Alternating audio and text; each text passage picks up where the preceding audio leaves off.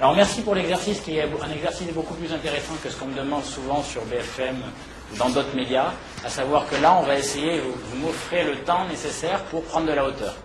Globalement, vous ne me demandez pas ce qui va se passer demain, la semaine prochaine ou le trimestre prochain, parce que pour de vous à moi, ça n'a pas grand intérêt. Là, on va essayer de prendre de la hauteur pour se projeter en fait dans une dimension de temps, dans un horizon de temps plus lointain. Quand je dis je ne vais pas parler de démographie, je vais vous parler de vous. En fait, je vais essayer en fait de vous montrer pourquoi finalement la période dans laquelle on vit aujourd'hui n'est pas, en tout cas, ne doit pas être assimilée à une situation de crise, comme vous pouvez souvent l'entendre dans les médias. En réalité, nous ne vivons pas une crise, parce qu'une crise, ça veut dire que lorsqu'elle est passée, l'état final redevient l'état initial. Mais pour nous, pour des raisons d'ordre structurel et essentiellement démographique, nous vivons une transition. L'état initial et l'état final ne ressemblent pas à l'état initial. Alors ça change tout. Ça change tout à peu près pour tout le monde. Ça change tout en termes de politique publique. Parce que si l'état final n'est pas similaire à l'état initial, le business model, le modèle de développement, le modèle social que vous aviez créé à une époque n'est plus adapté à l'état final, ni en bien ni en mauvais, mais n'est plus adapté. Ça change tout quand vous êtes une entreprise, je vais l'évoquer dans une seconde.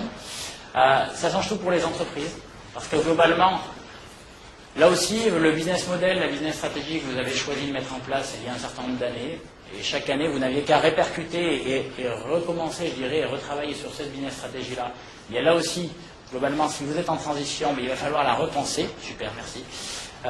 Et ça change tout aussi pour les gérants d'actifs. J'aurais peut-être dû commencer par me présenter. J'ai été associé à une société de gestion de portefeuille. Je crois que vous avez entendu un de mes collègues en début d'après-midi. Donc j'investissais de l'épargne collective. Et j'ai aussi, en 2009, fondé un cabinet indépendant de recherche économique et financière, dont le métier c'est de faire de la prospective, et c'est d'essayer de repérer, de comprendre tout ce qui, à moyen et long terme, peut modifier nos modèles de développement. Donc on travaille, bien sûr, on a beaucoup travaillé sur la problématique chinoise, alors elle fait la une des journaux en ce moment, il y a des choses, tout ce qui, en gros, peut modifier notre horizon de projection, on essaye de travailler. Et là, aujourd'hui, je voudrais passer un petit peu de temps, on va dire une demi-heure, trois quarts d'heure, sur notre transformation démographique. Vous allez vite comprendre pourquoi. Alors on a la chance de ne pas être très nombreux, donc c'est pas comme si on est 200 ou 300 où je parle, vous écoutez. Voilà, on est une quarantaine de personnes, je vous propose en fait de m'interrompre. Innovation naissant du débat contradictoire, j'assume la contradiction, et donc on ne va pas attendre les 45 minutes pour que vous puissiez me poser des questions. Donc n'hésitez pas à m'interrompre, à me poser des questions pendant la session. Bien, alors, le fait démographique actuel, c'est le vieillissement des populations occidentales. Déjà, ça c'est acté, vous n'avez pas besoin de moi pour le savoir. Ça fait un petit moment que ça a débuté. Sauf que, ce que je vais essayer de vous montrer, c'est pourquoi en fait ce vieillissement des populations occidentales commence à avoir un impact sur nos économies. Alors, sur le sujet justement du vieillissement des populations, il y a quelque chose d'intéressant, il y a un exemple qu'on a beaucoup regardé, qui s'appelle le Japon. Alors, qu'est-ce qui est, à partir de quand, je dirais, le Japon a commencé à vieillir? Est-ce que vous avez une idée? Quand est-ce que le Japon a... Au milieu des années 90, il y a à peu près 20 ans, vous avez raison. Est-ce que vous vous rappelez comment on considérait le Japon au début des années 90? Exactement. Le modèle économique de référence à la fin des années 80, début des années 90, est le Japon. Pourquoi? Normal. Depuis 25 à 30 ans, le taux de croissance qu'ils ont accumulé a été extrêmement élevé. Or, vous savez que depuis 20 ans, malheureusement, et alors là, ça c'est un conseil, à chaque fois que vous voyez quelque chose dans une des magazines, là, en général, il faut le vendre. Ça veut dire que vous êtes déjà pas mal, en fait, déjà, enfin, il y a beaucoup de nouvelles qui sont déjà intégrées dans les prix. Donc la réalité, c'est que le Japon allait commencer à connaître son vieillissement au milieu des années 90 et allait passer d'un statut de taux de croissance très élevé pendant 30 ans à, c'est quoi le Japon depuis 20 ans? Stagnation, déflation, plus de croissance et dépression déflationniste. Vous allez comprendre pourquoi. Alors, je voudrais commencer la conférence, pendant les 30 secondes que la machine va me laisser l'opportunité de le faire grâce aux images, par un petit quiz. Alors, le vieillissement, qu'est-ce que ça veut dire? Vous allez voir, j'aurais peut-être dû commencer par dire que je suis auvergnat, et ce que j'aime dans les raisonnements, c'est avoir les deux pieds bien ancrés dans la terre, et on va faire des choses basiques. Alors, j'ai un quiz. Ça, c'est la population japonaise dans son ensemble. Aujourd'hui, on est à peu près à 127 millions. Ça baisse depuis 2-3 ans. Un petit quiz, pour finir. 4 solutions. D'après vous, la population japonaise en 2050, c'est combien? A, légère augmentation, B, stagnation. Voilà, C, D, E, baisse plus ou moins forte. Alors on va faire un petit sondage. Vous savez, on fait, sur les marchés financiers, on fait ce qu'on appelle la finance comportementale. Et qu'est-ce qu'on remarque? C'est souvent que les investisseurs ont un comportement moutonnier. Il y a un mouvement qui se dessine, tout le monde du coup est en confiance et tout le monde va faire la même chose. Ça marche aussi à la baisse malheureusement, tout le monde prend peur et tout le monde va en même temps, donc c'est pour ça que les hausses vont trop loin et les baisses vont trop loin. Bien, alors, on se mouille, vous m'avez dit, j'ai entendu C. Oh, oula, E. D. B, A, oula, on a tout le panel. Ce qui est extrêmement rare dans une assemblée. En général, il y a ok, donc à peu près, on a à peu près toutes les solutions. La réponse est E.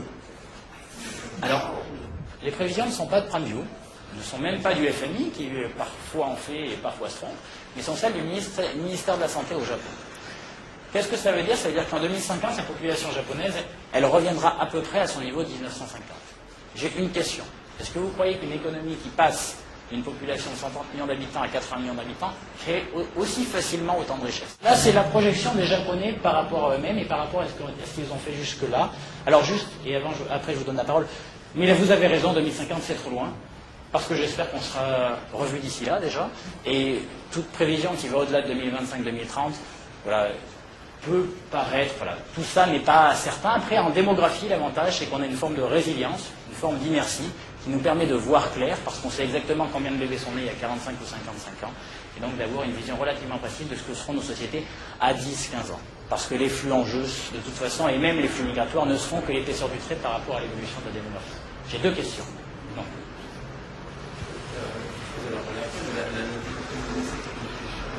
Alors une réaction pourrait être effectivement des politiques de soutien à la natalité. Je ne fais pas de politique ce soir, là non plus, c'est pas mon métier. Mais d'un point de vue strictement économique, il est évident que les politiques de soutien à la natalité sont des éléments essentiels si une société veut créer de la croissance à moyen et long terme. Si on veut faire ce qu'on appelle du sustainable growth, la croissance soutenable, et la croissance à court terme et la croissance qu'on pourra faire à moyen et long terme. Et il est évident que les politiques de soutien à la natalité sont un enjeu absolument colossal pour un pays qui souhaite générer de la croissance à moyen et long terme. Alors certes, ça coûte à court terme, mais c'est essentiel pour se projeter, et j'espère qu'à la fin de cet exposé et ce débat, vous en serez un peu plus convaincus par rapport à ce que je vais vous montrer. Donc une des solutions, ça serait bien sûr mettre en place des politiques de soutien à la natalité. Sachez que ce n'est pas évident. Vous pourriez me dire la Chine. La Chine, en 1979, fait la politique de l'enfant unique. Génial à court terme veut dire 25 ans, parce que d'un coup, il n'y a plus d'enfants.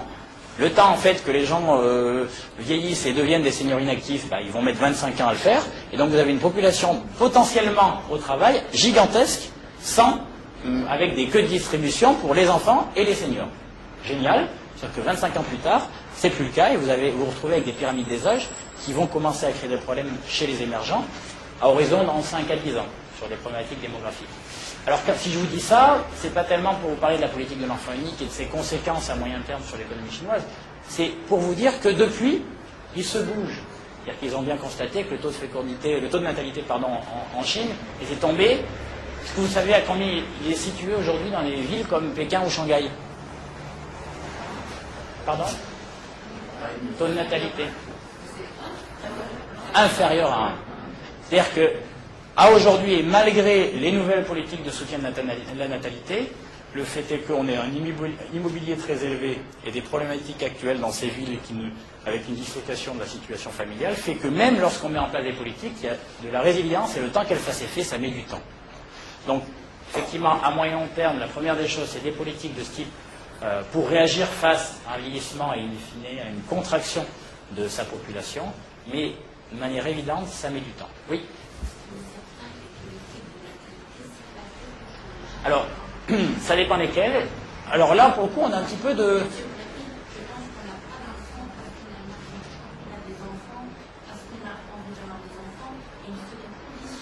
Ah mais, alors, c'est pas vrai que pour les enfants, c'est génial, parce qu'en fait, vous anticipez la conclusion, donc vous irez peut-être manger avant, du coup.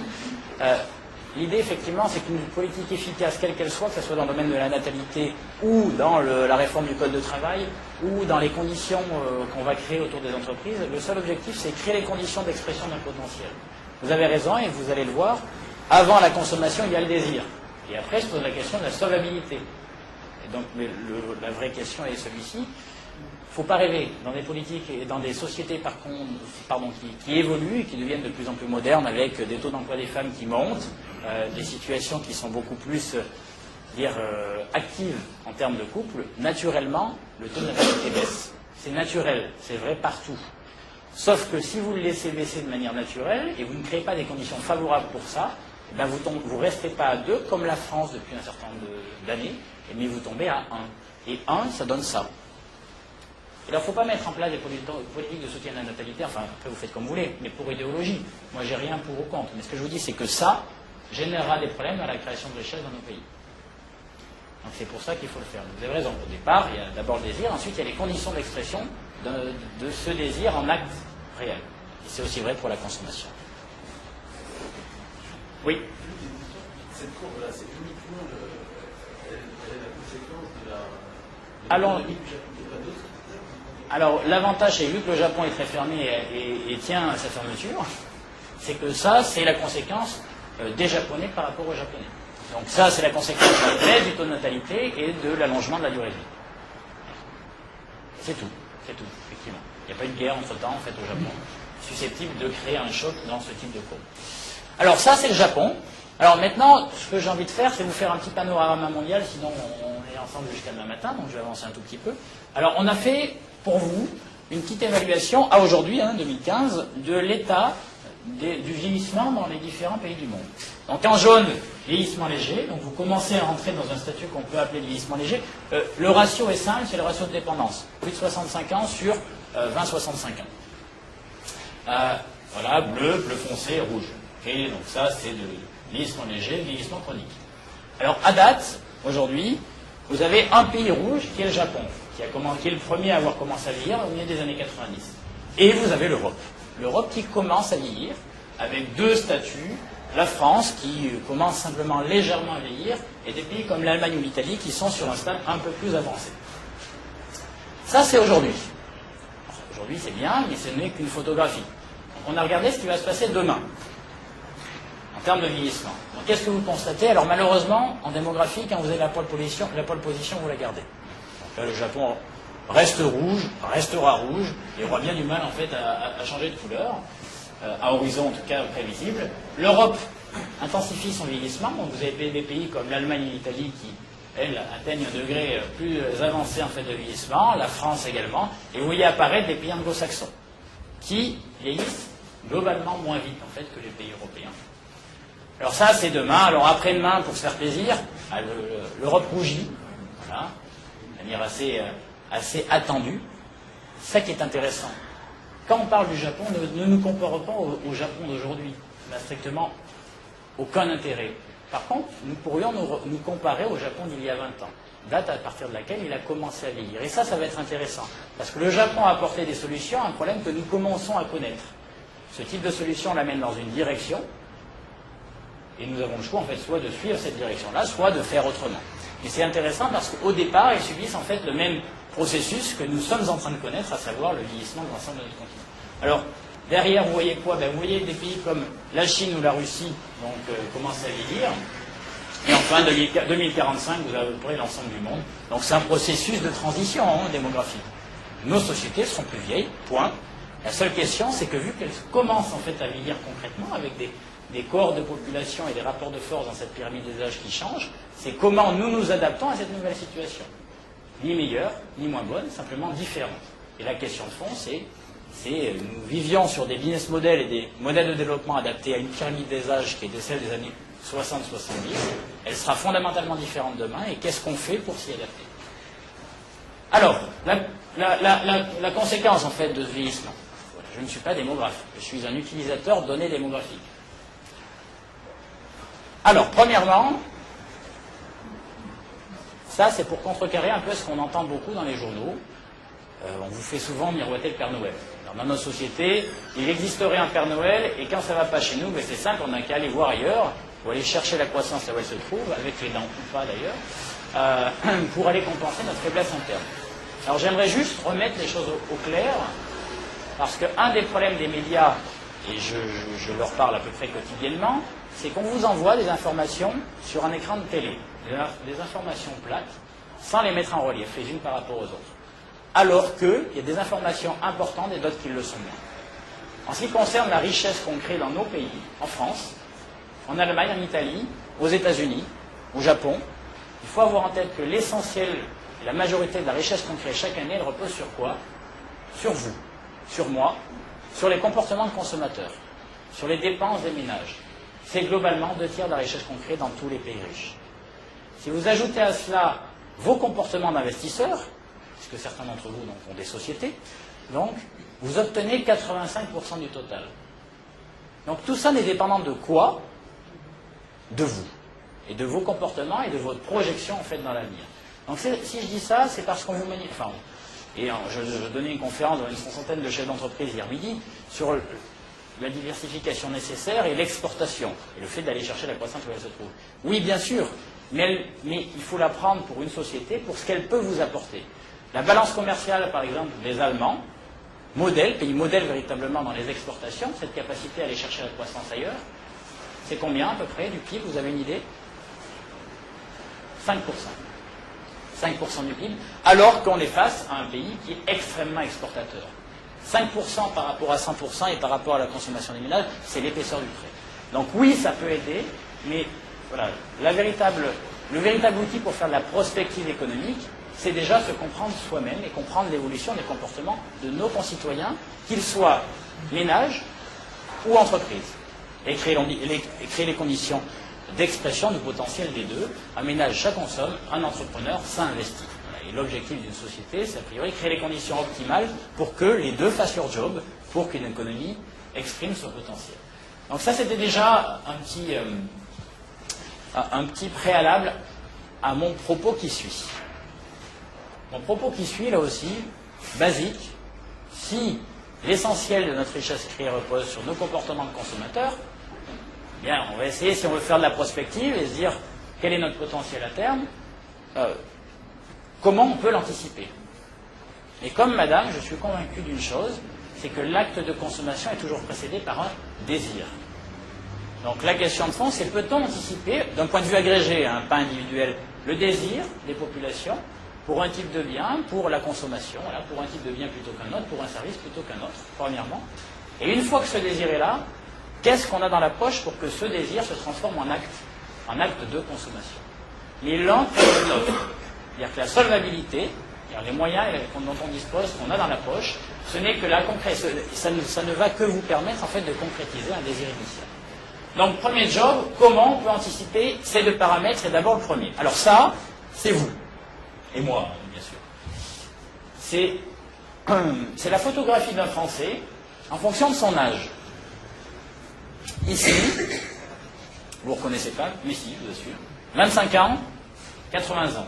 Et la courbe verte, ce n'est que l'évolution de la consommation des ménages en fonction de leur âge. Donc le petit pointillé, c'est la consommation moyenne tout au long de la vie. Et vous voyez quoi? Je ne suis là que pour enfoncer des portes ouvertes. Parce que vous le savez. Globalement, on dépense plus de 25 à 45 ans, normal, voilà, vous en avez les moyens, c'est-à-dire que vos revenus augmentent d'ailleurs en parallèle et votre consommation avec. 45 ans, vous atteignez un pic, et un pic qui va être celui, pendant de 45 à 55 ans, vous êtes à peu près dans ce qu'on appelle l'âge du super consommateur. 45-55, c'est là où vous dépensez le plus. C'est normal, vous achetez votre deuxième maison, celle où vous allez vous projeter, vous achetez des meubles associés, et surtout, vous avez dans ces âges-là des adolescents qui, si vous n'avez pas envie de consommer, consommeront pour vous. Donc je pense que ça résonne dans la tête de chacun. Oui, oui, c'est le pic, en fait. À chaque fois, ce sont des sommets. Ça ne veut pas dire qu'on ne le fait plus après, c'est là où on constate que par classe d'âge, c'est là où on atteint à peu près le sommet. Tout à fait, tout à fait. Alors oui, bien sûr. Et d'ailleurs, c'est pour ça que souvent on vous dit une politique qui redistribue sur les gens qui ont du patrimoine n'est pas très utile. parce qu'en réalité, la propension à consommer chaque euro supplémentaire qu'on donne est beaucoup plus forte sur les classes jeunes.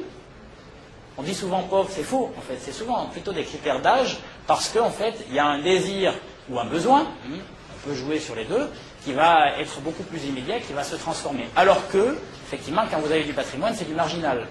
Et donc, l'euro supplémentaire ne va pas forcément se traduire par un acte de consommation de biens ou de services qui lui-même va créer de la richesse, et donc de l'emploi. Donc oui, effectivement, on est sur ce schéma-là classique. Alors, il y a une chose intéressante, qui est 55-65. Parce qu'après, les gens vous disent, au-delà de 65 ans, cessation d'activité, c'est normal, on n'est plus véritablement producteur. En fait, finalement, on vit sur la rampe de son travail tout au long de sa vie, et le fait de ne plus être producteur fait que, bon, on adosse en fait ses dépenses en fonction de ses besoins, et aussi son nouveau statut d'inactif. Ça peut paraître logique. Mais celui-ci est très intéressant, parce que, entre 55 et 65, vous n'avez pas de contrainte de revenus. Cette évolution française, vous allez le voir, c'est amusant, parce qu'en fait, on la retrouve dans tous les pays riches, c'est-à-dire tous les pays dans lesquels on crée plus de 20 000 $ de richesse créée par an et par habitant, là, qui est le critère en fait d'un pays riche. Donc, ce débute avant en fait la cessation d'activité, alors qu'on est encore en fait sur des sommets de revenus. Ça traduit bien en fait l'évolution du besoin, du désir, et que la consommation n'est que la conséquence en fait d'un désir plus ou moins solvable. Donc quand vous savez ça, on va s'amuser. Alors on va s'amuser à regarder ce qui se passe ailleurs. Alors ça c'est la même courbe ici au Japon et là aux États-Unis. Ce qui est marrant avec cette photographie, c'est qu'elle est la même dans tous les pays riches, globalement. Et qu'elle est stable dans le temps. Parce que vous pourriez me dire, oui mais votre photographie est une photographie du passé. Les jeunes d'aujourd'hui consomment différemment. Alors, vous direz, avec quoi consomment-ils? Ça permet de relativiser, avec quel argent, c'est-à-dire qui paye derrière ça. Mais en fait, ce qu'on constate, et là vous avez la courbe à droite, c'est qu'aux États-Unis, il y a une forme de constance dans cette forme de courbe qui vient simplement que ça s'appelle le cycle de la vie et que globalement, ces dépenses sont assez stables.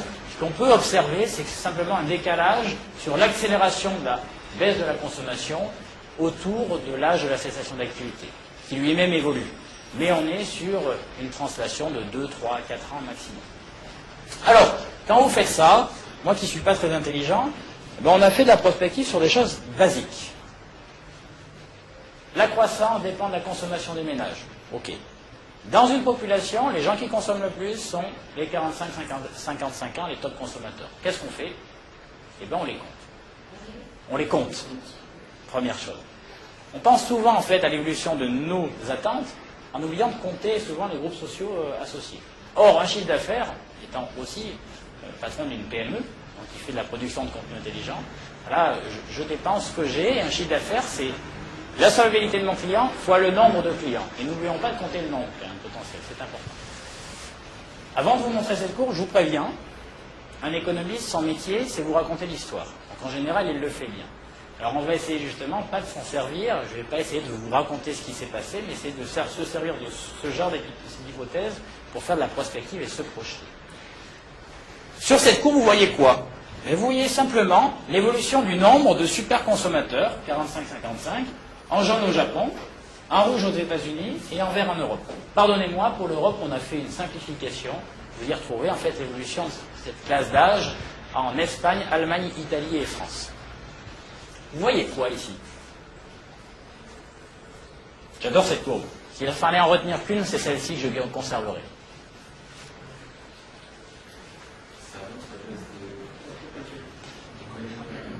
Concentrons-nous courbe après courbe.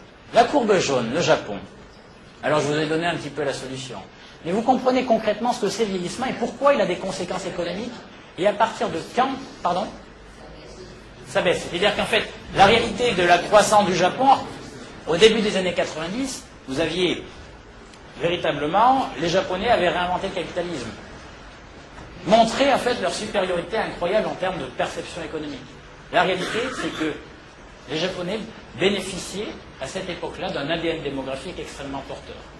Sans minorer peut-être l'adaptation de leur politique économique, peu importe. Mais derrière ça, quand vous avez ce genre de profil, à savoir quand le nombre de super-consommateurs dans votre société double, entre 70 à 95, bonne ou mauvaise politique économique, vous faites de la croissance. Vous faites 3, 4, 5% de croissance par an. Or, à l'époque, quand vous montrez comme un modèle de référence à suivre, et d'ailleurs, à l'époque, je vous signale, ou rappelle plutôt que le modèle américain était un modèle à mettre à la poubelle. Il n'était en rien une référence à la fin des années 80, en termes de modèle économique.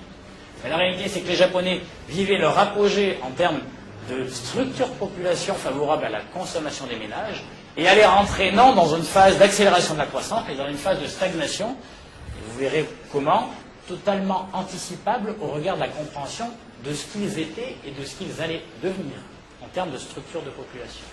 Donc en fait, la démographie c'est une discipline, ça n'a strictement aucun intérêt si vous ne mettez pas en relief les groupes sociaux les uns par rapport aux autres avec leurs caractéristiques. Maintenant les États-Unis.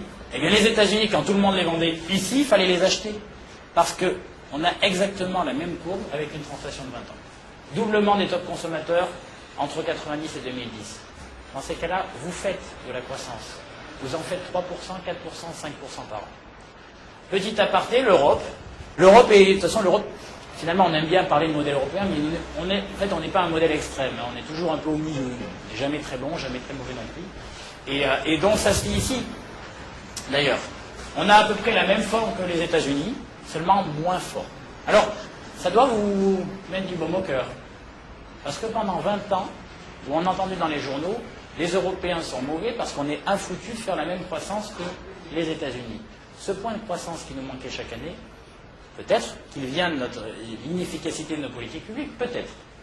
Ça, je vous laisserai juge.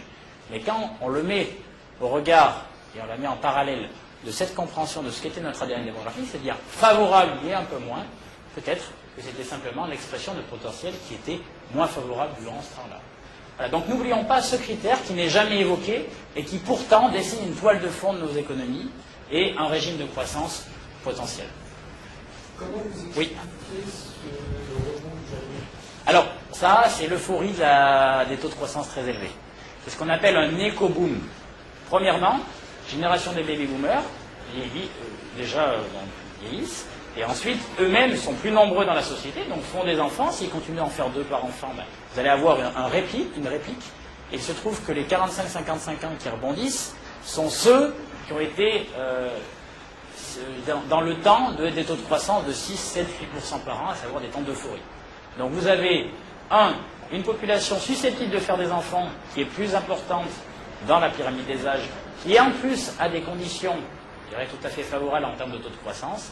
Ça suffit justement à expliquer en fait ce rebond, mais in fine vous le reperdez à partir du moment où vous avez des taux de natalité qui continuent de baisser. Oui, pardon. Quelle est l'influence de la capacité d'innovation? Hier au Japon, c'était Sony, Toshiba et autres qui déversaient sur le monde des produits fabuleux. Aujourd'hui, c'est les États-Unis, Google, Amazon et autres. Quel est vraiment l'impact sur la richesse du pays et la croissance de la capacité d'innovation de la croissance potentielle d'un pays, ça repose sur l'ADN démographique, en gros sur l'évolution de la population active d'un pays, et les gains de productivité associés. Quand vous parlez innovation, en réalité, vous parlez gains de productivité. Il faut savoir qu'en dépit des très beaux exemples que vous avez en tête, les gains de productivité dans l'ensemble de nos économies ne cessent de baisser depuis 30 ans. Pour une raison très simple, la productivité, c'est-à-dire faire autant avec moins ou faire mieux avec autant, donc se fait plus facilement dans des sociétés qui sont industrielles que dans des sociétés de services. Or, donc, par nature, on avait plus de gains de productivité à l'époque et ils ne cessent de baisser tout simplement parce qu'aujourd'hui, 80% des emplois américains sont des emplois de services, tout comme chez nous, 75% sont des emplois de services. Donc, ils sont importants, ils rebattent les cartes, c'est-à-dire que l'innovation n'est pas un moteur de croissance supplémentaire, elle est surtout un moteur de redéfinition des lignes d'équilibre dans un secteur d'activité. Par exemple, Amazon va capter des parts de marché sur les assureurs peut-être. Parce que Amazon est capable de capter les données et mieux comprendre son client en fonction de son âge, et du coup de mieux percevoir son besoin, et peut-être lui-même de construire un produit qui sera totalement adapté. Et donc en fait, ces efforts de technologie et ces apports de technologie vont d'abord servir, je dirais, une redistribution des cartes. En fait, c'est une révolution de moyens et pas de débouchés. Et c'est vraiment quelque chose qui n'est pas très couru. C'est-à-dire que mon point est, pour comprendre une économie et son potentiel repose sur son potentiel de la demande. Or, beaucoup de gens raisonnent en fait avec des politiques d'offres. Mais pour être un entrepreneur aussi, je vous assure, là où il y a une demande, il y aura une offre qui se mettra en place, et même si on ne sait pas faire aujourd'hui, on saura faire demain. Donc, quelle est la poule de l'œuf? Et la poule, là, je dirais, c'est la demande, à travers ce genre de conception, et le numérique, l'innovation, la productivité, ça va être le comment. Et donc, ça va plutôt être sur l'ordre d'une révolution de moyens, qui va redistribuer les cartes dans la société, va faire que certaines positions dominantes à une époque, elles ne le seront peut-être plus demain, si la réglementation l'autorise, ce qui n'est pas toujours le cas. Donc il est possible que vos assureurs ne soient pas remis en question par Amazon, parce que là on est sur des secteurs d'activité qui sont plutôt réglementés. Voilà. Mais bon, il faut avoir en tête que c'est d'abord une révolution de moyens. Alors, vous voyez, ce raisonnement qu'on a fait sur les top consommateurs, donc on vous a facilité la tâche, et on l'a fait pour toutes les classes d'âge. Donc on a croisé le nombre de gens en fonction de leur âge et leur profil de consommation. Et on obtient ça, qui est l'évolution globalement de nos taux de croissance de 1950 jusqu'à 2050. Donc, je vous passe avant 70, on va regarder 70, 2030, c'est bien assez, j'espère qu'on aura le temps de se revoir d'ici là. Ce sera bon pour mon business. Voilà, donc, pourquoi je vous montre ça? C'est pour renforcer le propos initial à tous mes confrères qui continuent finalement d'utiliser le terme crise. Je pense qu'aujourd'hui, il paraît totalement inadapté parce qu'en fait, il n'est que l'expression, l'environnement actuel n'est que l'expression de notre propre changement. Nous changeons et en fait, l'importance est de comprendre l'origine de ces changements. Ces changements sont d'une manière démographique, mais ils ne sont pas que. On a aussi des révolutions technologiques et de groupes sociaux.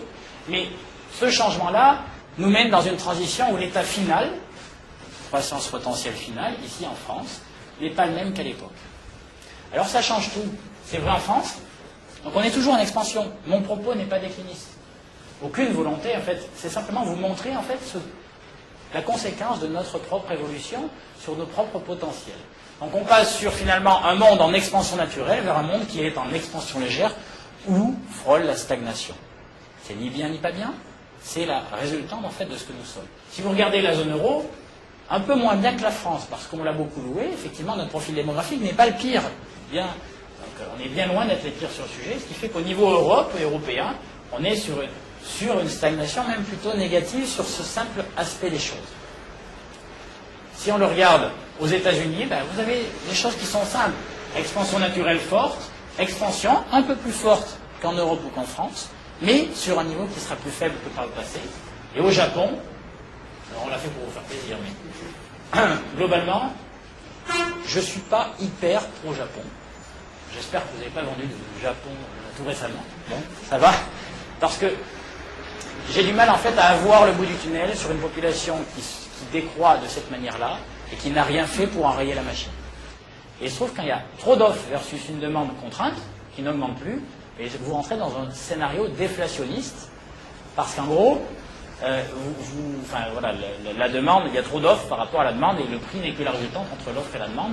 L'inflation d'ailleurs, je fais un petit parallèle, parce qu'on vous rend les choses compliquées, l'inflation c'est très simple, c'est la conséquence de la croissance. Pour une raison là aussi très simple, qu'est-ce que c'est que la croissance? La croissance, si vous l'avez compris, c'est simplement l'augmentation de la demande. L'augmentation de la demande, quand il y a de la croissance, donc la demande augmente, et l'inflation, c'est le temps nécessaire pour que l'outil de production puisse la servir. C'est ça la résultante de la croissance, la résultante de l'inflation, enfin l'inflation est la résultante de la croissance, et uniquement. Donc tous les gens qui vous disent on réglera notre problème de dette publique par l'inflation, c'est une chimère. On pourra, mais ce que je veux dire, c'est que l'inflation ne se décrète pas. C'est une conséquence d'un régime économique. Hormis, si vous faites de l'inflation à travers de l'inflation monétaire, mais si vous voulez que je vous en parle, je vous parlerai du Japon, mais ce n'est pas celle qu'on souhaite. L'inflation monétaire, ce n'est pas ça qu'on souhaite. On veut de l'inflation parce que l'inflation, elle traduit de la croissance, une augmentation de la demande. Donc voilà, encore une fois, quelle est la poule de l'œuf? Et méfiez-vous de ces grands paradigmes où on vous dirait qu'on s'en sortira grâce à l'inflation. L'inflation, c'est un peu l'exportateur ou l'importateur martien. Effectivement, on va tous exporter, sauf que jusqu'à maintenant, on n'exporte pas encore vers Mars. Oui. Oui. Mais le comportement consommateur de quelqu'un de 65 ans ou de 72 ans il y a 20 ans n'a rien à voir avec le comportement du consommateur, quelqu'un de 70 ans. Oui. Est-ce qu'il est en France, est-ce qu'il voyage, est-ce qu'il... C'est pris en compte. C'est pris en compte, et il y a des très belles études qui font que finalement il y a une énorme résilience dans... Après, je n'ai pas parlé, là vous avez une vision agrégée des choses, je n'ai pas parlé de ceux qui le consomment. J'ai parlé d'un montant de consommation. Donc il est évident qu'effectivement, les gens de 65 ans d'aujourd'hui n'ont pas le même comportement que les gens de 65 ans il y a 20 ans. Sauf qu'en réalité, dans cette courbe-là, on constate à peu près la même chose. Donc on a vraiment une résilience, et c'était en fait le sens de la courbe que je vous ai montrée aux États-Unis, c'est qu'on a un léger aplatissement, donc les top consommateurs sont un peu moins forts qu'avant, la différence est un peu moins forte, et une légère translation. Mais elle n'est que légère, c'est-à-dire que la forme de la courbe reste la même, et les ordres de grandeur restent les mêmes. Et d'ailleurs, j'ai envie de vous poser une question. La consommation, ça traduit quoi? Hormis le potentiel individuellement. Certaines populations, oui, mais individuellement, pardon. Une forme d'optimisme. Et il se trouve que... Alors, ça peut être l'expression d'un besoin. Mais non, la réalité, c'est que... Et j'aurais été intéressé d'être là en début d'après-midi. Sur la notion de silver economy, auquel je crois beaucoup. C'est-à-dire que ça, c'est une vision agrégée des choses, mais c'est une vision plate. Après, derrière, il faut comprendre quels sont les groupes sociaux qui seront des groupes qui seront des débouchés et qui permettront de faire du business. C'est pas décliniste, c'est simplement habituons-nous à des taux de croissance qui ne sont pas de 3, mais de 1. Bon, une fois que vous avez dit ça, pour vous, ça change un peu les choses, parce que l'environnement dans lequel vous êtes vous forcera à arbitrer. Et pour le coup, c'est mon métier, d'accompagner les chefs d'entreprise à prendre des décisions stratégiques. Et il se trouve que pendant 30 ans, quand on a une taille du gâteau à se partager qui ne cesse d'augmenter de 5% par an tout le temps, la manière dont on règle les problèmes, c'est quoi? Comment on les règle les problèmes? On ne les règle pas. On ne les règle pas parce qu'on a les moyens de les mettre sous le tapis. Le vrai changement psychologique, il est là, il est surtout dans la manière en fait dont on aborde les choses, dont on règle les problèmes. C'est-à-dire que lorsque la taille du gâteau n'augmente pas, ne baisse pas non plus, on n'est pas dans le déclin, mais se stabilise, eh bien, vous rentrez dans une notion où l'arbitrage devient vital et nécessaire. Et c'est ça qui est nouveau. Et c'est ça qui est important. Donc en fait, le sens du propos, c'est pas de dire qu'il n'y a pas de business ou qu'on tombe en déclin et qu'il faut se renfermer chez lui, prendre un coffre et mettre l'argent dedans. C'est pas ça l'idée. Il va y avoir du potentiel, il va y avoir... Les cartes vont être battues notamment par la révolution numérique et technologique qu'on est en train encore de vivre aujourd'hui. Donc il va y avoir beaucoup de mouvements, sauf qu'en termes global, on rentre dans un monde d'arbitrage et il devient urgent de s'y adapter. En ne s'arc-boutant pas sur les pratiques d'antan, parce que celles-ci étaient tout à fait adaptées, il n'est pas question de les juger, elles étaient adaptées à un environnement qui est en train de changer, l'état final ne ressemble pas à l'état initial. Donc c'est là l'idée. Donc sur la silver economy, la vraie question est celle de sa solvabilité. Et là c'est intéressant, et je vous rends la parole juste après. Ça c'est un vrai sujet, et un vrai sujet de réforme qui devrait nous alimenter au quotidien. Vous savez, dans les journaux on vous parle un peu de réforme du Code du travail en ce moment. Bon, je ne vous donnerai pas mon avis et nos préconisations, mais sur la silver economy, qu'est-ce qu'on constate? On constate qu'effectivement, on va avoir un nombre de gens qui vont exploser, qui seront en mesure d'avoir des besoins, essentiellement des besoins de services. Sauf que là, vous répondez au nombre, mais il ne faut pas oublier la deuxième partie de la question. La deuxième partie de la question, c'est sa solvabilité. Et on constate que la solvabilité associée, qui n'a rien à voir en fait avec le patrimoine, mais qui est une question de flux. Et c'est ça qu'il faut avoir en tête. Vous ne dépensez pas votre patrimoine, ou vous dépensez contraint. Votre consommation, elle sera fonction de votre flux. Donc la réalité, c'est qu'en fait, ce nombre a une solvabilité qui va être un peu contrainte. Donc qu'est-ce qui se passe en termes de réforme du Code du travail? Pourquoi je n'y croirais qu'à partir d'un seul moment, la silver economy, qu'à partir du moment où on aura compris qu'il faut que le coût du service qu'on va fournir à ces gens qui en ont besoin soit suffisamment faible pour qu'il y ait un business. La réalité, elle est là, c'est-à-dire qu'un salaire minimum pareil pour tout le monde, y compris dans ce secteur, vous fera 11% de chômage au lieu de 6. Parce qu'on va avoir d'énormes besoins en termes d'emploi, mais il faut s'adapter à une demande et sa solvabilité. Il se trouve qu'aujourd'hui, au regard des conditions d'expression du Code du travail et notamment du coût du travail pour ce secteur d'activité-là, il nous prive d'un gisement d'emploi important. Parce qu'il y a du boulot, il y a un business à faire, mais une entreprise, globalement, elle n'investira que si elle a un espoir de retour sur investissement. Et à part être insensé, j'espère que voilà, c'est pas la norme, il n'y a personne qui ira livrer un service, même s'il y a un besoin, si le coût de production est supérieur au prix de vente potentiel. Donc l'idée, elle est là. Donc oui, il y a un potentiel, oui, il y a un gisement, et donc là, encore une fois, si je montre ça à des politiques, c'est pour leur faire prendre conscience que l'idée et l'objectif, c'est de créer les conditions d'expression d'un potentiel. Mettez-vous dans la tête que les 3% qui vous permettaient d'assumer un certain modèle social n'est plus pérenne, donc du coup il faut s'y adapter, et adapter ses dépenses à ces ressources nouvelles.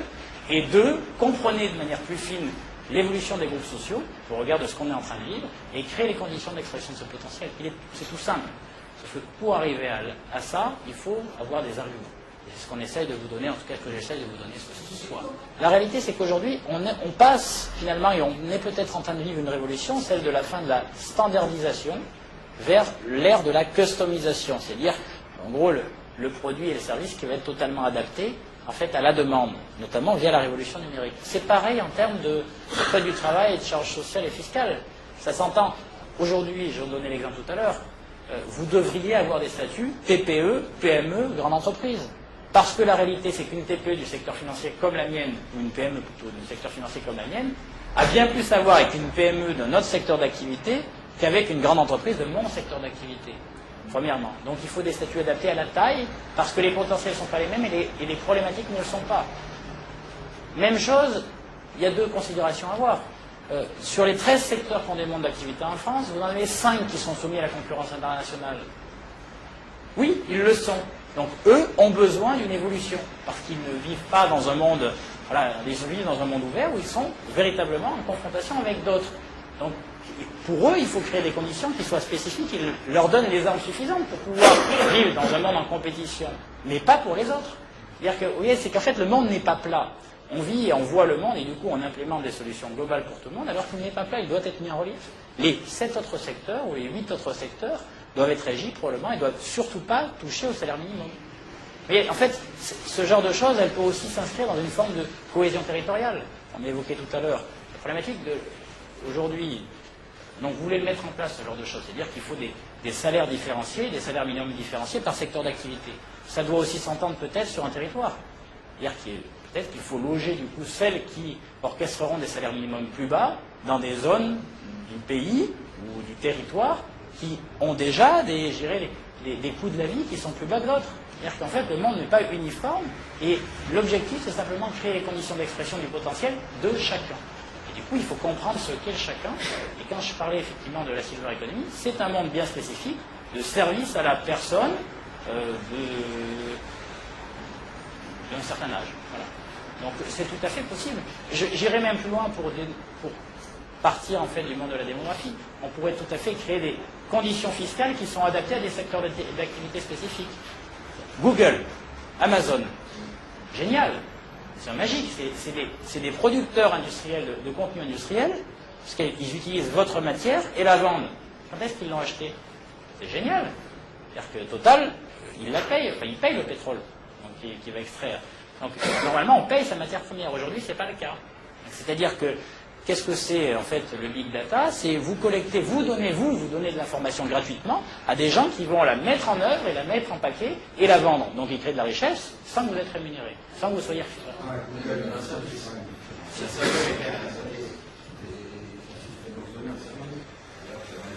Oui, mais là je parle de leur métier de demain en fait. Les deux, en fait, collectent des datas. C'est-à-dire, c'est qu'est-ce que vous faites. Ça s'appelle le big data, c'est le nouveau métier qui dit en fait, vous agrégez les informations collectées sur la base de vos clients ou des gens qui manipulent votre interface, voilà, et vous la vendez parce que ça va avoir un intérêt pour des gens qui vont leur vendre quelque chose. Mais ça, par exemple, pourrait tout à fait déboucher sur une fiscalité qui, dans ces métiers-là, soit plus élevée pour ces activités-là plutôt que pour d'autres.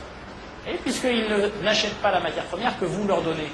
Vous l'utilisez de la même manière. Donc c'est pour ça, il ne faut pas voir les entreprises et les secteurs d'activité de manière plate. Il faut les voir de manière différente et différenciée au regard de leurs propres contraintes.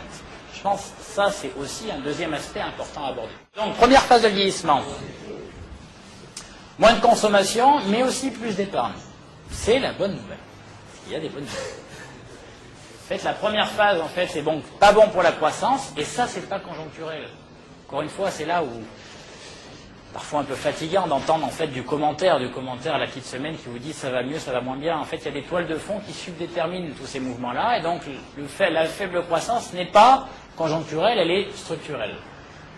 Par contre, le premier stade de vieillissement est en général plutôt bon pour les actifs, enfin pour certains types d'actifs, alors qu'il est moins bon pour d'autres. Alors, simplement pour que vous ayez en tête des ordres de grandeur sur ce que je viens d'évoquer. Alors ça, c'est des prévisions faites par le FMI, avec le crédit qu'on peut leur accorder. Ici, en pourcentage, vous avez le coût de la crise de 2008-2010, le coût de la grande récession. Je rappelle, le monde a vécu une récession comme il ne l'avait plus vécu depuis les années 30. Donc ça a coûté entre 35 et 80% de PIB, de la richesse créée du pays, dans les différents grands pays occidentaux. En jaune, c'est l'évaluation en fait, du coût du vieillissement à périmètre constant. Okay. Donc 240, 500% de PIB, ça n'a strictement aucun intérêt, si ce n'est de vous convaincre que ça ne se produira pas. Donc en fait, les évolutions à venir, et pareil, le cycle de réforme n'est pas un cycle de réforme conjoncturelle. Il est d'ordre et d'origine structurelle, et les tendances qui se dessinent sont des tendances de long terme. Bien, je vais vite là-dessus. Alors, vieillissement, il y a deux manières d'y répondre. Et je vais aller vite là-dessus, parce qu'on a la chance d'avoir deux pays qui l'ont vécu un peu plus tôt que nous. Le Japon d'un côté, l'Allemagne de l'autre. Et je n'y attarde 30 secondes. Alors, si vous avez un doute sur la relation, en jaune, vous avez l'évolution du ratio que je vous ai montré tout à l'heure. C'est le ratio de dépendance. Plus de 65 ans, 20-65 ans. Donc, le Japon change et il est en train de vieillir. Vous voyez, ce ratio explose. En vert, qu'est-ce que vous avez? Vous avez l'évolution de la dette publique au Japon. C'est le stock de dette de l'État. Alors, bonne nouvelle, ou mauvaise, je ne sais pas si vous arrivez à lire, mais aujourd'hui, la dette publique du Japon, c'est 230 points de PIB. 230% de la richesse créée par an. Est-ce que vous connaissez la nôtre? Oui, 95 ans. Voilà. Donc, la bonne nouvelle, c'est qu'on a un peu de marge. Alors, ça, c'est la conséquence de quoi? Lorsqu'un pays décide de ne pas s'adapter à un environnement fondamentalement qui change, eh bien, de manière évidente, les dépenses publiques associées, ne cessent d'enfler.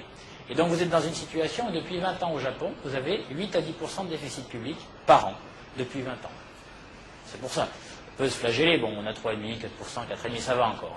Mais 8 à 10% par an. Et ça donne une dette publique qui passe de 60 points de PIB en 90, avant de commencer à vieillir. Je rappelle que d'ailleurs la France, l'Allemagne et les États-Unis avaient 60% de dette publique en 2007-2008. Voilà. Et 25 ans plus tard, 20 ans plus tard, vous êtes à 230 points de PIB, simplement parce que vous accumulez finalement ces déficits. Alors vous allez dire, le Japon, si vous êtes allé vous balader là-bas, n'a pas l'air beaucoup moins riche qu'avant. Quelle importance du coup? Il faut simplement laisser augmenter ce stock de dette publique. Alors, il faudrait le faire, d'autant plus que vous avez quoi?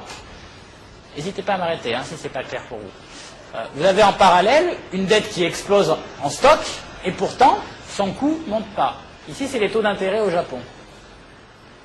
Ça veut dire quoi, les taux d'intérêt? En fait, c'est la rémunération que l'État doit donner pour la dette qu'il émet. Okay, c'est tout bête. Voilà. Pour finir ses fins de mois, il est en déficit, donc il faut qu'il émette de la dette nouvelle, et il l'émet à ce niveau-là, à ce niveau de prix-là. Donc vous voyez, ce qui doit vous choquer, j'espère, c'est-à-dire que, en gros, le Japon, lorsqu'il avait 60% de dette publique, payait 5% par an pour s'endetter sur 10 ans, et aujourd'hui, quand il en a 230, il paye combien? 0, voilà, 0,2, 0,3. Alors, qui achète cette dette? En fait, la dette japonaise, la dette de l'État japonais, est détenue par des Japonais. Donc ça veut dire qu'il y a des gens, un tiers compagnie d'assurance, un tiers banque et un tiers ménage. Comment est-ce possible et pourquoi, d'après vous, vous êtes dans cette situation où l'État s'endette de plus en plus, donc est a priori en situation de plus en plus précaire, et pour autant, les taux d'intérêt associés, c'est-à-dire que les Japonais continuent d'accepter à leur prêter à des taux qui sont proches du ridicule.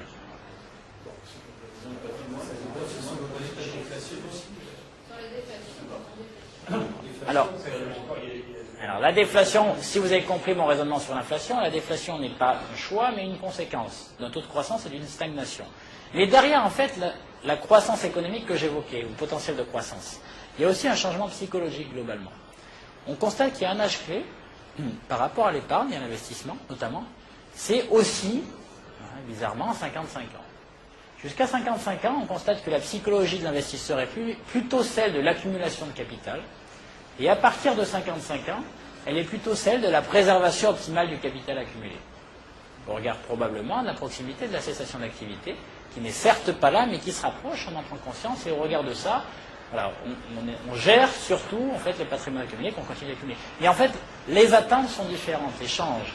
Or, du coup, le profil démographique du Japon, c'est quoi? C'est qu'aujourd'hui, un Japonais, et depuis 20 ans, il vit sur ses acquis, mais surtout, son objectif prioritaire n'est pas l'accumulation de capital, mais essentiellement la préservation optimale du capital accumulé. Alors pourquoi, vous me direz? Alors normalement, là, vous avez envie de me dire quoi? Pour préserver le capital de manière optimale, est-ce que prêter à l'État vous paraît le plus sensé? Non? S'il fait banqueroute, non. Alors, sachez qu'un État choisit de faire banqueroute. Hein. C'est-à-dire qu'un État est le seul acteur sur un territoire, normalement, en Europe c'est un peu particulier, le seul acteur qui, s'il choisit de vous rembourser, il peut descendre dans sa cave, imprimer des billets de banque et vous filer les billets. Hein. Donc, oui, mais c'est pas une banqueroute, c'est-à-dire qu'il vous rembourse en monnaie de singe, c'est un peu différent, mais c'est pas une banqueroute, c'est-à-dire que c'est pas un défaut, c'est-à-dire qu'il ne vous paye pas. C'est-à-dire que la valeur que vous accordez au billet qu'il vous a donné est faible. C'est la différence entre faire défaut et rembourser en monnaie de singe. Donc il y a deux stratégies, et la bonne en général est plutôt la deuxième. Normalement il ne faut jamais faire défaut, mais imprimer des billets jusqu'à ce que ça vaille suffisamment peu pour que finalement le poids ou le fardeau soit dépassé. Alors pourquoi finalement c'est pas si sot? Alors pourquoi les Japonais en sont là? Ils ne veulent qu'une chose, prêter. Déjà, obligation versus le reste. C'est quoi une obligation? C'est une dette. Je sais ce que je mets, je sais ce que je touche. Si vous savez la porter jusqu'à leur terme. C'est-à-dire que l'actif à revenu fixe est souvent très adapté en fait à une population qui vieillit. Plutôt que l'actif en fait dont le prix en fait évolue, premièrement. Et deuxièmement, vous savez peut-être que sur les marchés financiers, l'actif, quel est l'actif sans risque? Sans risque. Il n'y en a pas, bonne réponse. Et c'est ça la réponse, c'est qu'il n'y en a pas. L'actif sans risque, ça n'existe pas. Par contre, par construction dans nos sociétés, l'actif le moins risqué, quoi qu'il se passe, c'est toujours l'obligation d'État. Pour une raison très simple, c'est comme en mathématiques. C'est l'axiome de base, parce que dans notre société, à aujourd'hui, hormis prendre un risque de change, hein, mais ça c'est autre chose, et dans notre société, si l'État ou le législateur décide de changer les règles et vous spolier pour régler son problème, il aura tout le loisir de le faire. Référence à Chypre, si Chypre dit vous, le 100 devient 90 sur votre compte, le 100 devient 90. C'est pour ça qu'il faut avoir en tête que non, l'obligation d'État n'est pas un actif sans risque. Et par construction, c'est toujours la référence, c'est l'actif le moins risqué parce que c'est celui qui édicte les règles. Il a tout le loisir de les modifier, donc, pour justement à son profit par rapport au reste. Et donc on est vraiment dans cette situation-là. Les Japonais sont dans la préservation optimale du capital accumulé et orientent l'épargne parce qu'il y en a eu beaucoup pendant les 15 dernières années. Donc il y a beaucoup d'épargne au Japon. Les gens vieillissent, moins de consommation, mais beaucoup d'épargne. Et ce temps où il y a eu beaucoup d'épargne excédentaire, il a permis à financer ces déficits. Qu'est-ce qui s'est passé au Japon depuis 2 ans ou 3 ans? L'épargne, c'est la conséquence de quoi?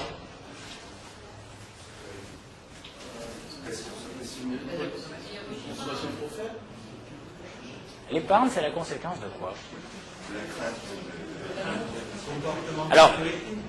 Alors l'épargne, c'est la résultante effectivement d'un revenu qu'on n'a pas dépensé. Mais du coup, la première étape pour ne pas dépenser, c'est même gagner. Donc c'est la notion de revenu. Quand il y a moins de croissance, globalement, il y a moins de revenus. En gros, on est dans une problématique de déflation salariale. Alors, donc, l'épargne d'aujourd'hui, c'est la conséquence, la résultante de la croissance des 30 dernières années. Donc, les premiers temps où finalement il y a moins de croissance, c'est pas grave, parce qu'en fait, on a dit merci, il y a toujours beaucoup d'épargne. On passe la classe d'âge des 55-65, il y a toujours beaucoup de revenus, mais il y a un comportement différent associé. Donc, ce temps-là est presque parfait pour les marchés financiers, puisqu'il y a certes moins de croissance, mais beaucoup d'épargne. Par contre, malheureusement, l'épargne de demain, elle converge vers quoi? Vers les nouveaux taux de croissance. Donc, in fine, pendant 15 ans, les Japonais ont eu un excès d'épargne permettant de financer les déficits, jusqu'à il y a 3-4 ans. Aujourd'hui, il n'y a plus d'épargne suffisante au Japon pour financer les mêmes déficits. Donc, qu'est-ce qu'on fait normalement lorsqu'on n'a plus assez d'argent sur son territoire et qu'on continue d'en avoir besoin? On emprunte, merci. Naturellement, si on descend pas dans sa cave à imprimer les billets, on emprunte. Sauf que, pour un Japonais, ça fait peut-être sens de prêter à un État endetté à 230 points de PIB contre 0% ou 0,3% de rémunération, mais vous, pour prêter à l'État japonais, vous demanderez combien en rémunération? Combien il vous faudrait combien? La rémunération, c'est toujours la rémunération en fait du risque associé. Donc vous prêteriez à combien à l'État japonais? 10%. Plus, moins 20. 5%. Monsieur est moins exigeant. 5%. Bon, en gros, vous paieriez plus que 1% de taux d'intérêt. Or, qu'est-ce qui se passe quand votre stock de dette, c'est 230 points de PIB? Et que les taux passent de 1, allez, je vais être sympa, à 2. Ben, immédiatement, vous avez un arrêt cardiaque qui s'appelle une crise de dette publique. Immédiatement. C'est-à-dire que le poids des charges financières en pourcentage de recette fiscale explose et vous fait exploser en vol. Donc, de manière relativement sensée, les Japonais ont fait quoi? Ils n'ont pas fait à l'épargne internationale, à l'épargne extérieure, et ont fait quoi? Ils sont descendus dans la cave, et aujourd'hui, concrètement, impriment des billets de banque pour payer les prestataires. Leurs prestataires.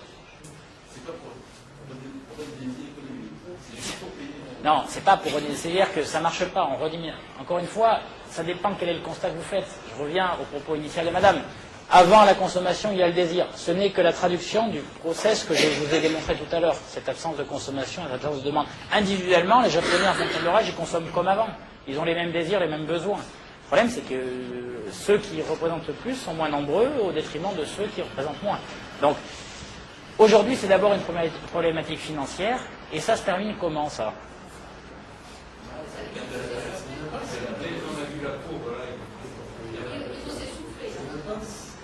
C'est une impasse, donc on achète du temps, ce qui peut être judicieux. C'est-à-dire que les politiques de création monétaire ne sont pas mauvaises en soi. Et il ne faut pas qu'elles servent à régler un problème qui est d'ordre structurel. Si on a un problème conjoncturel, on peut imprimer des billets.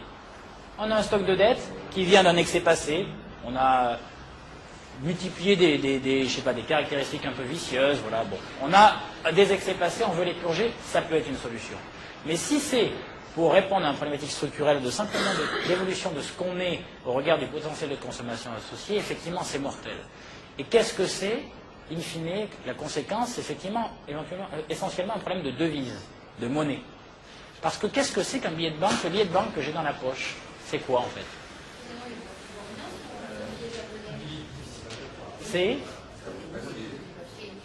C'est un contrat.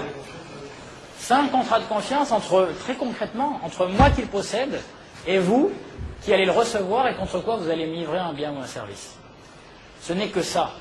Il se trouve que, et malheureusement ça, la confiance, ça ne se partage pas. On n'a pas un peu ou beaucoup confiance. On a confiance ou pas confiance. Donc en fait, les ruptures sont c'est souvent en rupture que les choses évoluent.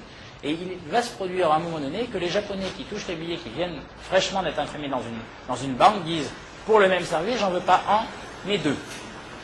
Pas 1,01 ou 1,02. 1 ou 2, mais 2. Et en fait, c'est ça, en fait. Le vrai risque, c'est qu'in fine, cette politique de création monétaire à tout va inadaptée au régime de croissance des Japonais fera peser un risque monétaire, c'est-à-dire que le risque, c'est une perte de valeur drastique de la monnaie. D'autres pays l'ont vécu par ailleurs. L'Argentine, tout récemment, en fait, dans les années 2000, en est un exemple. Donc c'est en fait une vraie perte de confiance dans la valeur de la monnaie. Oui. Alors, oui et non. C'est qu'en fait, il ne faudrait pas le dire. Mais vous avez les moyens de ne pas changer en réalité pendant 10 ans.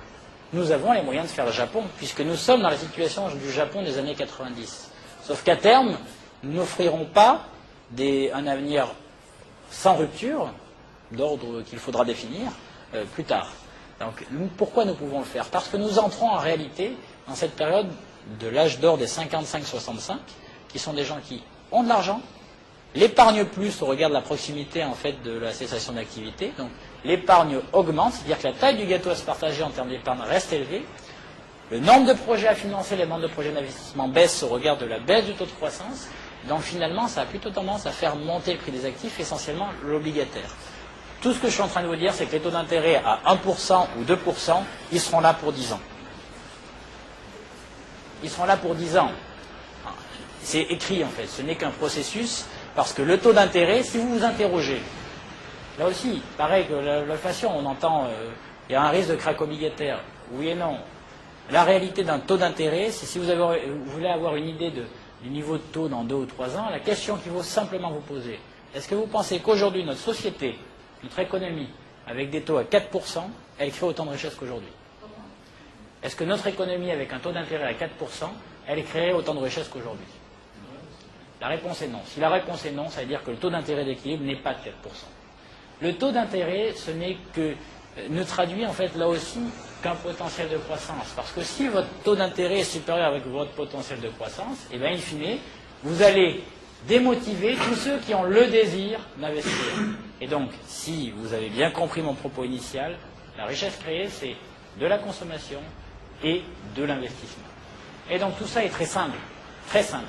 C'est-à-dire que le niveau de taux resteront bas pendant longtemps parce que nos niveaux de croissance, nouveaux niveaux de croissance d'équilibre sont simplement plus faibles que par le passé au regard de ce que nous sommes et ce que nous allons devenir. Ce n'est pas décliné, c'est simplement un changement qu'il faut appréhender. Ok? Donc ça, c'est bon pour les obligations, ce qui devrait vous rassurer. Alors, l'Europe a juste un petit souci, c'est que, de manière inédite dans l'histoire économique, on a un régime politique qui n'est pas associé à une machine à créer des billets de banque dans sa cave. Ce qui pose un problème certain. Ça, c'est la soutenabilité d'une... Alors, j'en dis un mot quand même, parce que ça vous interroge souvent. La soutenabilité d'une zone monétaire unifiée, elle peut s'entendre avec l'une des trois conditions. Sinon ça ne marchera pas éternellement. La première, c'est que les pays excédentaires en termes budgétaires acceptent de recycler leurs excédents dans les déficits des autres. Voilà. Ça s'appelle du fédéralisme budgétaire. Oui ou non, à vous de voir. La deuxième, c'est que les gens qui vivent dans les zones économiquement faibles migrent vers les zones économiquement fortes. Voilà, donc globalement, vous allez faire... Alors, je lisais des prospectives, notamment sur la population de la démographie allemande, si tous les Espagnols qui avaient besoin de travail migraient. Je leur dis oui, mais n'oubliez pas que vous déshabillez Paul pour habiller Jacques quand même, si vous avez une vision agrégée de l'Europe. Hein. Donc vous réglerez le problème des Allemands, vous aggraverez le problème du vieillissement des Espagnols. Bon, parce qu'en plus les migrants seront d'un certain âge, à savoir plutôt jeunes que... Bon, bref, il faut essayer d'avoir une petite vision d'ensemble. Mais on peut avoir cette condition. Le troisième, c'est que les zones économiquement fortes, d'une zone monétaire unifiée, décident de délocaliser leurs industries et leurs entreprises dans les zones économiquement faibles. Donc ça veut dire décident en fait de monter leurs entreprises là où il n'y a pas de croissance. Si vous n'avez pas l'une des trois, ça ne marchera pas. C'est impossible. Impossible. C'est ni par idéologie, ni par dogme, ni par quoi que ce soit. C'est qu'il faut l'un des trois. Si l'un des trois est pour vous souhaitable et possible, alors. Sinon, alors. Bien. Donc vous avez compris, je vais aller très vite à la fin maintenant. C'est bon pour les obligations, c'est pas forcément très bon pour les actions et l'immobilier si vous ne faites rien. Donc ça, je vous ai simplement mis l'évolution des actions au Japon par rapport à 1991.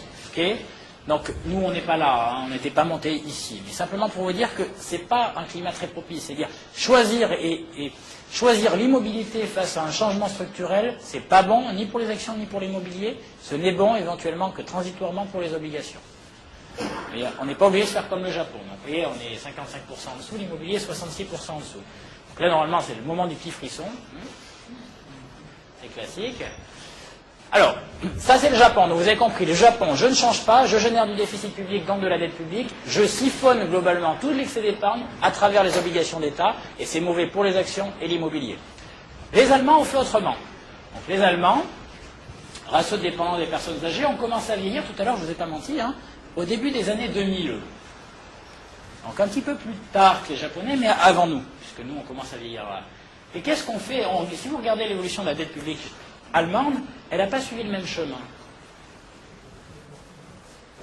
En quoi, en fait, il faut respecter les Allemands dans ce qu'ils ont fait dans les années 2000, d'après vous? Alors, sachez que je ne crois pas au modèle. Le modèle allemand, il faut utiliser le modèle allemand, il faut utiliser le modèle américain, le modèle chinois. Non, il n'y a pas de modèle qui marche, en fait. Ce qui marche à un endroit et marche parce qu'il est adapté à un endroit. Il y a des spécificités. Ça n'existe pas. S'il y avait des solutions miracles, ça serait bien. Mais en quoi, finalement, on peut regarder les Allemands avec, en leur tirant notre chapeau pour ce qu'ils ont fait dans les années 2000, d'après vous? 90, c'est la décennie 90, mais ça c'était une spécificité. Bien, en 2000, début des années 2000, ils ont fait quoi? Alors, ils ont très concrètement précarisé les seniors inactifs et précarisé le marché de l'emploi en appelant ça de la libéralisation. Mais là où on peut considéraient que c'était... Alors, la manière dont ils l'ont fait, ça les regarde, je ne les juge pas. Mais globalement, c'est dans le diagnostic ce qui est intéressant. C'est que les Allemands ont posé un diagnostic hyper fort. Dès le début des années 2000, au regard de notre vieillissement, la demande interne, c'est-à-dire ce qu'on est capable de créer comme richesse sur la seule base de notre marché intérieur, ne suffira plus à créer de la croissance. Donc, à générer de recettes fiscales. Donc, j'adapte le coût de mon modèle de développement pour éviter le déficit public et l'inflation dans ma dette publique. Ça, ils l'ont fait. Alors, d'une manière que vous serez seul juge, voilà, est-ce que vous jugerez, voilà, oui, en fait, ils ont fait un raisonnement qui a permis d'alléger le coût de leur modèle social et de développement au regard de leur nouveau régime de recettes fiscales. Donc, parce que nouveau régime de croissance. Ils ont fait autre chose, les Allemands. Alors, tout ça pour vous dire qu'en fait, je ne crois pas à la vertu comme source de réforme. Je pense qu'on réforme parce qu'on est contraint de réformer. Et je dirais presque que c'est tant mieux, parce que le changement est anxiogène, consommateur d'énergie, d'argent, et si on peut l'éviter, c'est tant mieux. Sauf que lorsque c'est l'environnement qui change, ne pas changer, ça peut être mortel. Et donc, globalement, ils ont le courage de changer, ce que probablement les Japonais n'ont pas eu comme courage à l'époque, et ça les amènera dans le mur. Voilà, et on pourra en reparler, si vous le souhaitez, à l'avenir. Ça, c'est les exportations allemandes, ça, c'est les exportations françaises. Alors, si j'étais remonté dans le passé, il faut avoir en tête que les exportations allemandes en pourcentage et françaises en pourcentage de la richesse créée, c'est la même chose depuis les années 70. Exactement la même chose. France et Allemagne ont exactement les mêmes niveaux d'exportation en pourcentage de la richesse créée. Jusqu'en 2000. Donc 25-28%. Voilà, 2000, réforme Schröder ici. Ben nous, ça n'a pas bougé. 28 points de PIB. C'est ni bien, ni moins bien, ni mieux, hein, d'ailleurs. Quand on ne fait rien, on ne change pas, on reste le même, il y a une part de marché.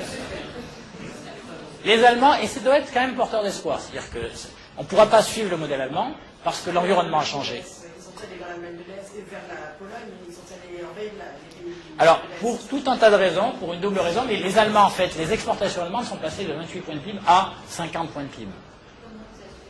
Alors, on s'organise pour ça. Donc, alors, oui, alors on s'organise pour ça et il nous faut un peu de chance. C'est-à-dire qu'en gros, ils ont fait le constat que leur demande interne était faible et ils se sont organisés à travers une réforme du coût du travail, à travers une réforme globalement du marché de l'emploi et du marché de l'emploi pour justement être plus compétitifs à l'export, en sachant qu'en plus, il faut avoir du bol, parce que c'est marrant, on vous met toujours un seul côté de la montagne. Mais est-ce que vous savez pourquoi les Allemands se sont concentrés sur l'industrie, notamment, et les machines-outils au début des années 2000 ?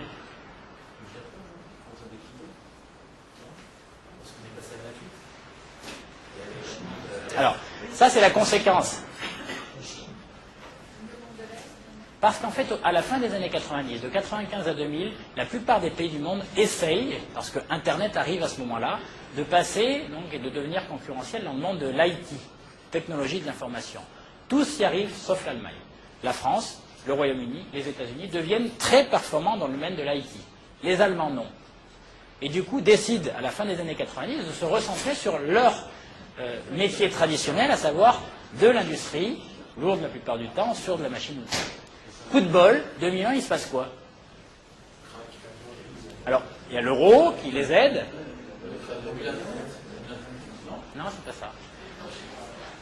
Non, c'est avant ça. Enfin, ouais. Donc, l'euro les a aidés, parce que je vous expliquerai pas pourquoi, mais bon.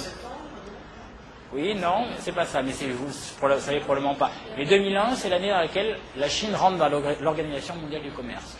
Or, vous avez un acteur qui n'existe pas sur la scène internationale, qui représente 2% des exportations mondiales, qui en 10 ans va passer de 2 à 12. Devenir le principal, l'atelier du monde, 25% de la production manufacturière mondiale, va devenir chinoise, alors qu'elle part de zéro, ou quasi. Eh bien, il faut quoi pour produire et devenir l'atelier du monde? Des machines, avec la Qualidad, la Deutsche Mark Qualidad, comme Volkswagen d'ailleurs, qui justement jouait. Donc en fait, ils ont un double débouché extraordinaire qui leur a permis effectivement de compenser la faiblesse de leur demande interne. La vigueur de la demande externe pour deux raisons. Euro, qui a figé la parité de change, je ne rentrerai pas dans le détail, il les a bien aidés. En plus, en baissant les taux d'intérêt des autres, vous avez subventionné finalement leur demande, la demande des autres. Donc, ils ont pu acheter en fait des produits. Bon, bref, je vous passe les détails. Premièrement, et deuxièmement, l'émergence d'un pays qui n'existait pas et qui va devenir en fait l'atelier du monde. Donc, ce contexte-là explique ça. Et donc, ils ont été très bons tactiquement. Mais imaginez qu'on puisse, comme certains vous le servent aujourd'hui, dire qu'il faut imposer le modèle allemand au modèle français, serait une grave erreur de jugement, parce qu'il se trouve que malheureusement, les Allemands étaient pionniers dans le vieillissement, ont été les premiers à s'y adapter, ont donc eu du bol, je dirais, de profiter de cette conjoncture internationale qui les a portés jusqu'à maintenant. Mais imaginez faire la même chose au regard de l'état du monde et de l'état de l'économie mondiale est une chimère, en sachant qu'en plus, tout le monde veut faire la même chose. Et ça, croyez-moi, je vois beaucoup d'entreprises, donc très bien, et il faut aller chercher la croissance où elle se trouve, sauf que, un, il y en a moins à peu près partout, et deux, tout le monde veut aller la chercher là où elle se trouve. Donc vous serez encore plus en compétition. Donc il faut s'organiser pour être compétitif, et il y a un sujet de code du travail et de créer les conditions d'expression de son potentiel pour être compétitif, parce que la compétition ne va pas diminuer, mais plutôt s'agrandir sur ces marchés-là. Donc il y a un vrai concept. Donc imaginez, on ne pourra pas en fait faire le modèle allemand, il faudra simplement faire le constat qu'il faut adapter notre modèle de développement à nos nouveaux régimes de recettes fiscales et de croissance, et deux, essayer de créer les conditions optimales d'expression de notre potentiel plus faible. Oui.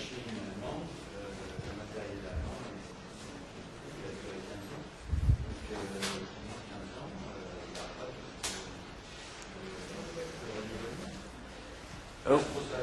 Oui. Oui. Alors, là, merci. C'est-à-dire que là, vous évaluez, vous mettez le doigt en fait sur le problème de ça. Quel est le problème de ça, d'après vous? Quand votre croissance repose beaucoup sur la demande externe. C'est quoi la demande externe? C'est la demande interne des autres. Donc en réalité, votre modèle économique est un modèle vulnérable à l'évolution des autres. Donc plus efficace lorsque les autres vont bien, moins lorsque les autres vont moins bien. Est-ce que vous avez une idée du déclin de l'économie allemande en 2008-2009? Alors ça, c'est les exportations, mais le PIB allemand, la richesse créée globalement, a décru de 6,5% en quelques trimestres, alors qu'en France, on a décru de 3%. Donc je veux bien. Alors, on a plein de défauts, et donc il ne faut pas que ça soit mal compris. Mais il est normal derrière, lorsqu'on a décru 6,5%, qu'on rebondisse 2 fois plus vite. Simplement, il faut toujours mettre un peu les choses en perspective. Voilà. Donc il faut regarder les Allemands et finalement les admirer, on peut le dire, pour le courage de diagnostic qui a été posé et les solutions qu'ils ont apportées, mais en sachant qu'il faut s'inspirer de leur démarche plus que des solutions qu'ils ont mis en place. Je ne sais pas si c'est clair de se faire. Et la précarisation des seniors, ça consistait en quoi? Alors, sur les détails, vous avez des prestations en fait, qui ont été, tout comme en France, voilà exactement, et des prestations qui ont pu être payées par rapport à l'inflation, etc. Alors, sur les actifs, vous voyez, c'est différent. Quand on fait quelque chose, c'est toujours bon, le vieillissement, pour les taux. Ça, c'est l'évolution des taux allemands, tout comme les taux japonais. Vous voyez, à 60%, ils payaient 4%. Là, bon, ils ont 85% aujourd'hui. Ils payent 1 ou 0. Et ça, ils vont payer ça. Ils vont payer 1% pendant 10 ans. Pas d'urgence, hein. Les taux vont rester là pendant longtemps. Et les actions allemandes se sont plutôt bien portées. Alors, là, il y a un petit accident qui va faire prendre un peu... Ce que je veux dire, c'est que l'évolution des actifs risqués, des actions, si vous évitez d'avoir des déficits publics trop importants parce que vous avez su adapter votre modèle de développement, ce n'est pas obligatoire. C'est-à-dire que la chute des actions japonaises, elle est la conséquence de leur choix pour l'immobilité. Hein, de l'immobilité. En physique, l'absence de mouvement égale la mort. Hein. Donc, en l'occurrence, si vous faites le choix de vous adapter, ben, ça fera que les actifs se porteront mieux. Les obligations seront toujours en bonne forme, mais elles seront probablement elles généreront moins de difficultés pour le domaine des actions. Voilà. Je ne parle pas d'immobilier. Scénario du Japon, donc c'est bon pour les obligations, pas bon pour les actions immobilières. Scénario allemand, c'est bon pour les obligations. Pour les actions, c'est correct. Pour l'immobilier, pas trop. Je ne rentre pas dans le détail aujourd'hui, il faudra me réinviter.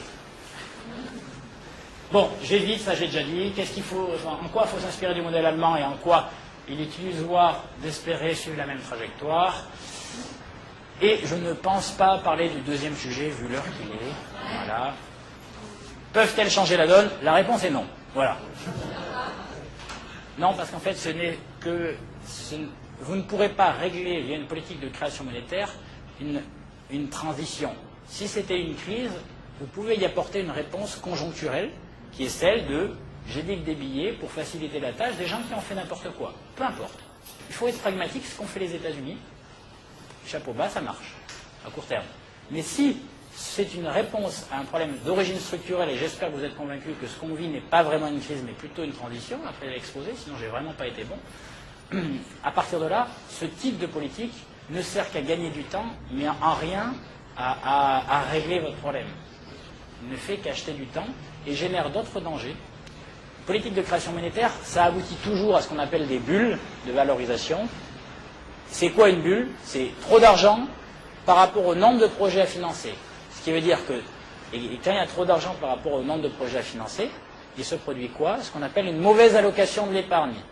Concrètement, ça veut dire qu'en gros, on valorise plus le risque et on paye aussi cher les bons des mauvais. Lorsque la mer se retire, c'est là en fait où vous vous rendrez compte qui est bon de qui est mauvais. Et en général, ça c'est douloureux. Et donc en fait, ces politiques de création monétaire, ça reflate le prix des actifs, parce qu'en injectant des billets, ça n'a aucun intérêt sur l'économie réelle. D'ailleurs, vous l'avez constaté, ça ne sert à rien pour l'économie réelle, parce que ce n'est pas un problème de solvabilité, c'est un problème de demande, de désir, de besoin. Ça, c'est tout le propos initial. Et donc là, en l'occurrence, on crée en fait ce qu'on appelle des bulles, donc qui font monter les marchés de manière non discriminante en fonction des bons ou des mauvais. Et donc, pour s'en sortir dans ce type de marché, il faut vous faire accompagner par des gens qui savent déceler les bons des mauvais. Là, en gros, éviter les cadavres dans le placard. Éviter, bon, Volkswagen, c'est pas vraiment un cadavre dans le placard, c'est un problème éthique, c'est vrai. Mais éviter un Zodiac, éviter, parce qu'il y en aura beaucoup des gens comme ça. Éviter la biotechnologie, par exemple. Voilà, vous avez en ce moment plein de secteurs d'activité qui émergent, un peu comme à la fin des années 90, c'est les boîtes de technologie là, qui se vendent très cher, avec zéro de chiffre d'affaires en face. Sachez qu'il y en aura 9 qui mourront et 1 qui fera un carton. Donc il faut juste avoir celui qui fera un carton et pas avoir les autres. Donc ça nécessite en fait une expertise forte. Ça ne rend pas simple les choses en réalité pour le métier de l'investisseur ou de celui qui gère votre épargne. Une politique de création monétaire comme celle-ci, parce qu'en fait ça ne valorise plus le risque, mais qui finit toujours par se révéler, parce qu'une boîte, c'est un chiffre d'affaires, et un chiffre d'affaires, c'est votre argent que vous acceptez de donner au prestataire contre quoi il vous livre un bien ou un service. Pas plus. Je ne sais pas si c'est clair du coup. Donc la réponse est non. Et je m'arrête là. Si vous souhaitez...